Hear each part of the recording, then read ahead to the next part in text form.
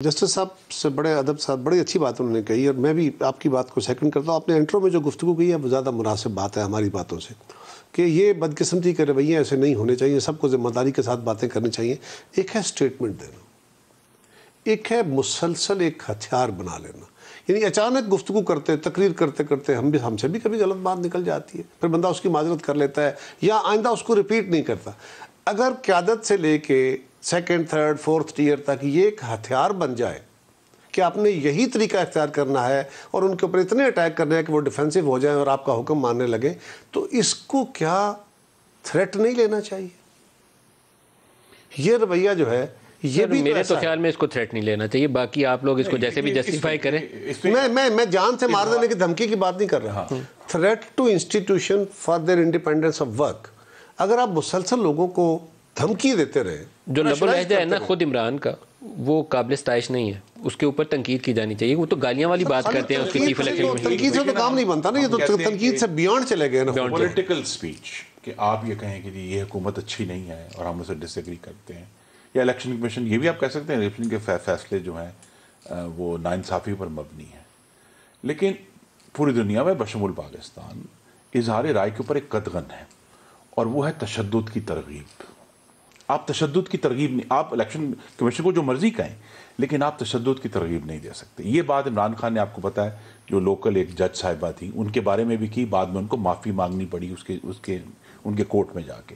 یہی بات جو ہے وہ اس کیس میں بھی ہوئی ہے کہ جب خاندانوں کا نام لے کر کہا کہ ہم پیچھا کریں گے، ہم تمہیں سزا دیں گے، تو دس از انسائٹمنٹ ٹو وائلنس۔ آپ نہ صرف آپ ایک جو تنقید ہے، آپ اپنے دیکھیں نا، جو پولیٹیکل لیڈر ہے وہ اپنے جو کارکن ہے ان سے بھی بات کر رہا ہوتا ہے نا ٹیلی ویژن کے اوپر، تو ان کارکنوں کو یہ ترغیب دینا کہ جی ہم یہ ان کے خاندانوں کے پیچھے جانا درست ہے اور اچھا طریقہ کار ہے، تو تشدد کی ترغیب بھی نہیں دی جانی چاہیے۔ تیسرا جو ایک بات ہوئی، اور سر ان باتوں کے اوپر آپ 124 اے لگانا شروع کریں گے نا، تو آپ جلسوں میں تقریریں کر کے مجھے دکھائیے گا، پھر آپ ساروں کے اوپر یہ 124 اے لگے گی۔ کچھ چیزوں کے اوپر آپ کو اور اداروں کو دل بڑا کرنا چاہیے۔ توقع ہے عدلیہ سے کہ اگر یا تو عدلیہ یہ کہے کہ نہال کے ساتھ غلط معیار ڈٹرمن ہوا، غلطی ہوئی، ہم اس سے معافی مانگتے ہیں، اور ایک غلط فیصلہ ہوا، اس سے ان کا پولیٹیکل کریئر تباہ ہوا، ان کو 6 مہینے جیل جانا پڑا۔ باقی دو کے ساتھ بھی بہت سختی والا معاملہ تھا، 5 سال کے۔ اگر وہ پریسیڈنٹ آج تک قائم ہے تو پھر وہی معیار سب کے لیے ہونا چاہیے۔ میری آرٹیکل 25 کے تحت یہ توقع ہے کہ جب قانون کے سامنے سب برابر جواب دیں ہیں تو پھر قانون نے ٹریٹ بھی سب کو برابر کرنا ہے۔ اداروں کا دل بڑا کرنے کی جو بات ہے نا ملک صاحب، اداروں کو دل بڑا کرنا چاہیے۔ پھر میں وہی کہوں گا کہ اگر میں 1 دفعہ 2 دفعہ کوئی ایک بندہ یہ غلطی کر دیتا ہے، ادارے کو کہتا ہے، تو پھر اور بات ہے، لیکن اگر ایک کنسسٹنٹ پالیسی ہو کہ آپ نام لے لے کے، اس کے عہدے کا نام لے لے کے، اس پورے ادارے کا نام لے لے کے دھمکیاں دے، برا کہیں، گالیاں دے۔ اب گالیاں کیوں دی جاتی ہیں؟ آپ اگلے کو غصہ دلانا چاہتے ہیں تاکہ وہ غلط کام کرے، آپ کے خلاف کوئی ریئیکٹ کرے۔ آپ اگلے کو گالیاں دیتے ہیں اس کو ڈی مورلائز کرنے کے لیے، اس کا مورال گر جائے تاکہ وہ آپ کا حکم ماننا شروع کر دے۔ یہ ہتھیار کے طور پہ اگر آپ یہ کام شروع کر دیتے ہیں تو یہ نارمل گفتگو والی بات نہیں ہے جو معذرت سے ٹل جائے۔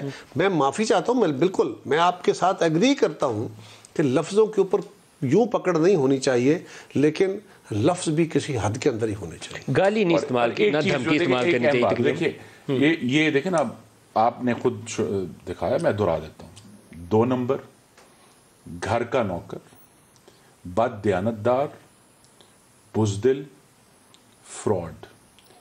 عمران خان اس شخص کے لیے کہہ رہے ہیں جس کا نام ان کے دستخط سے ہمارے سامنے آیا تھا ایز پرائم منسٹر، انہوں نے اس کو نامینیٹ کیا۔ ٹھیک ہے، اب اگر انہوں نے نامینیٹ کیا، اور اگر اس کے بعد اس شخص نے جب ڈسکا میں 20 پریزائڈنگ افسر جو ہیں ان کے اغوا پر نوٹس لیا، گولیاں چلنے پر نوٹس لیا، خواتین ووٹروں کو ہراساں کرنے پر نوٹس لیا، اس الیکشن کو ریورس کیا، تو وہ 2 نمبر ہو گیا، وہ گھر کا نوکر ہو گیا۔